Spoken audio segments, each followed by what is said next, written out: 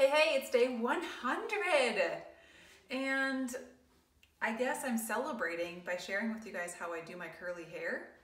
So it's a lot of work for me, but this is my gift to you on day 100. If you are a curly hair girl, or if you've always kind of wondered why I sometimes have straight hair, slightly curled hair, really curly hair, should I do that with a curling iron? What's going on?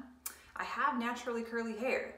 But what I tell people is I have this kind of naturally curly hair where I can really make it nice and curly, or I can basically blow dry it out and do the straightening / curling thing and make it look that way too. So it's kind of in between.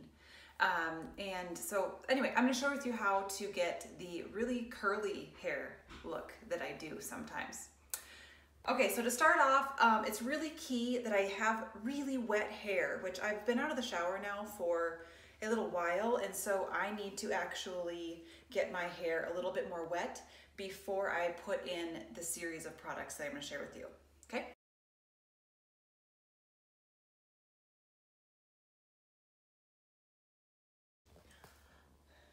Okay, so I have really wet hair now. How wet? We'll just take a listen.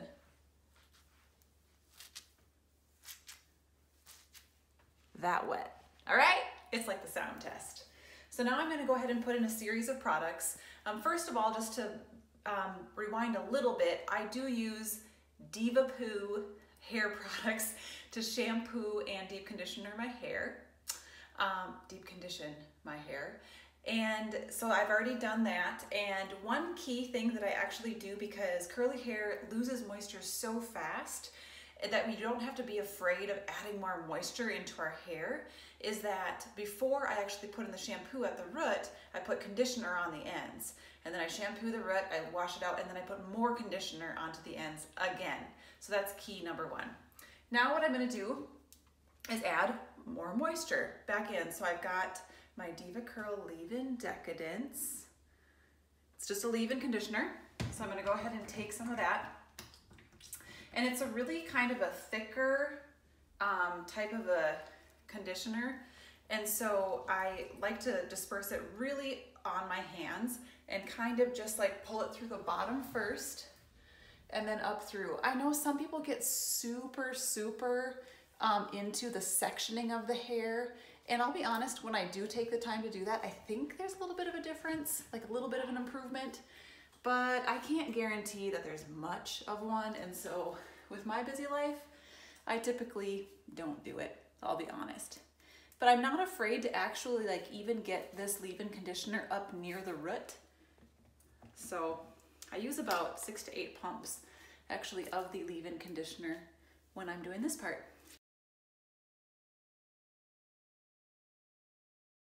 Okay, so the next step that I do is my DevaCurl styling cream.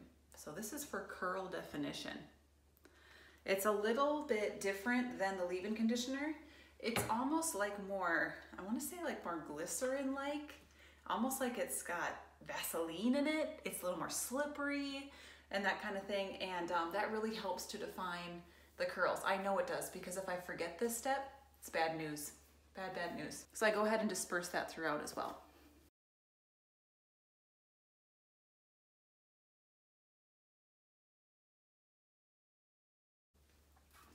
Okay, so I know that there are some curly girls that like take the step right now to like brush the product through the hair, and it's almost like they look like they have straight hair and then they go into like the curling phase.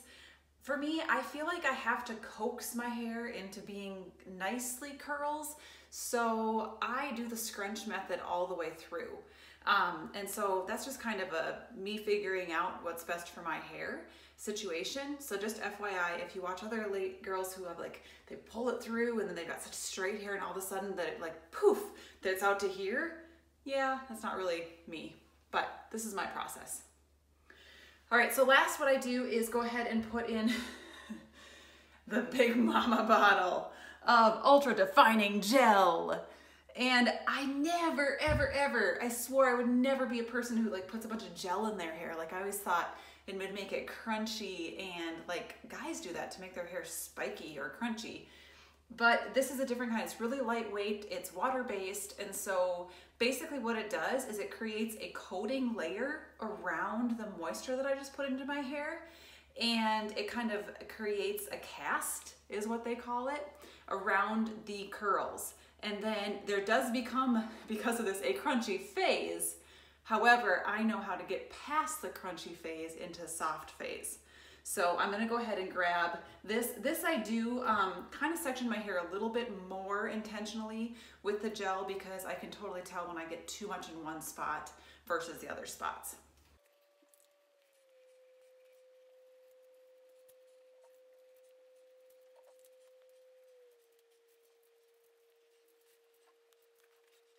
Okay, now this last step before I diffuse is new to me, and so I'm learning how to do it, but it's to go ahead and do twisting coils around your hand, and you'll watch other people like do this on YouTube and they're just really, really good at it, but it's a study to me, so I'm just learning how to do it. Basically, I'm making my hair into tight tendrils, and then I'm going to be diffusing it, and especially the pieces around my face that kind of get frizzy, they just dry much better. So I'm gonna go ahead and do that around, and then a couple pieces right up here too.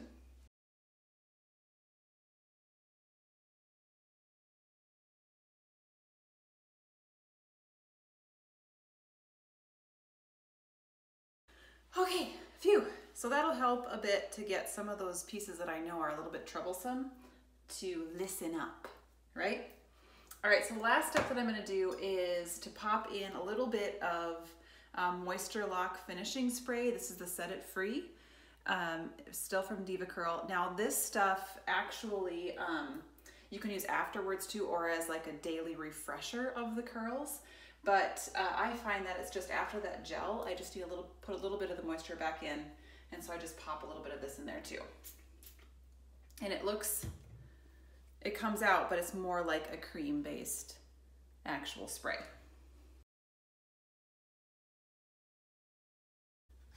Okay, it's time to diffuse. Now what I use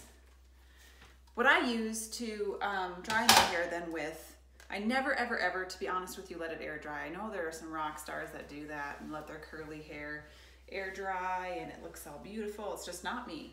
I don't have time, and I don't really like the finished product either.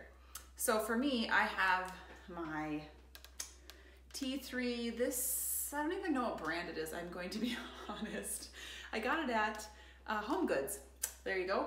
And then I heard about this excellent diffuser, this large bowl diffuser. And this bad boy is called an Orchid, and it's big.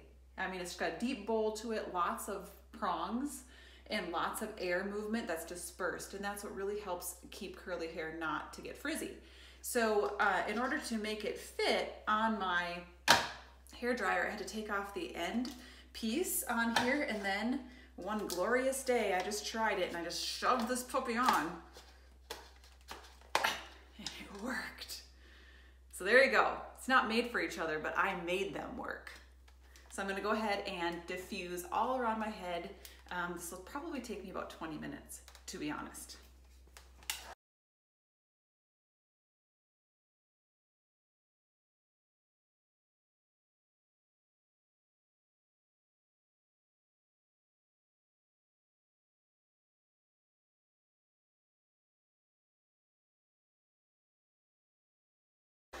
Okay, so I'm pausing for a moment.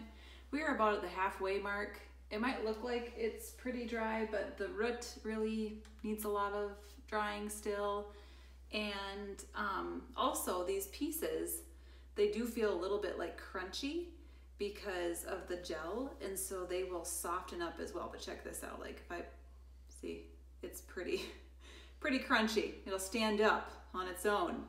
So we are about the halfway mark, FYI.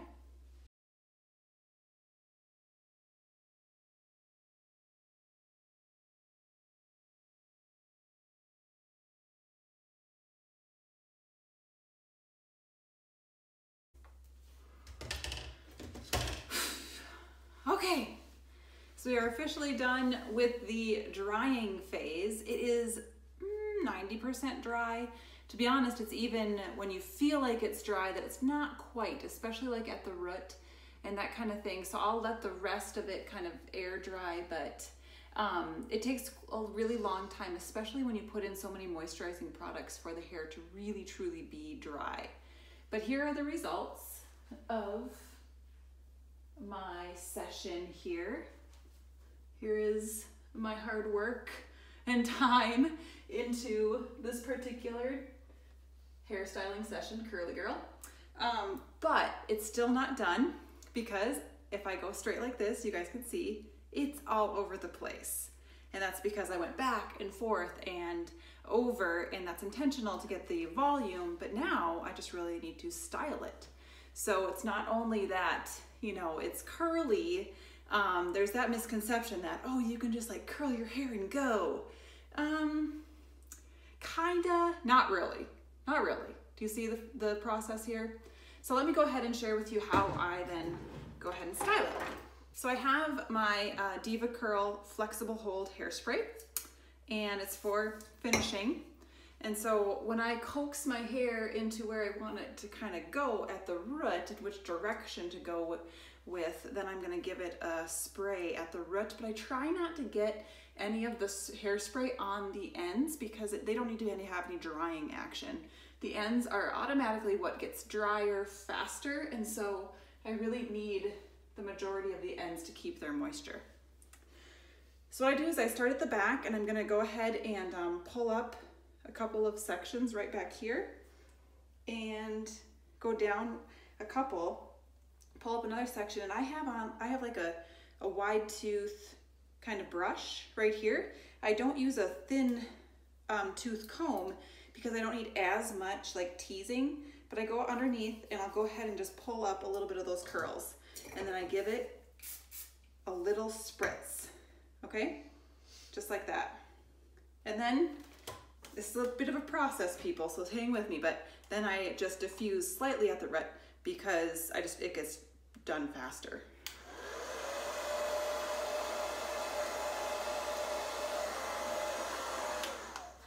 And keep going.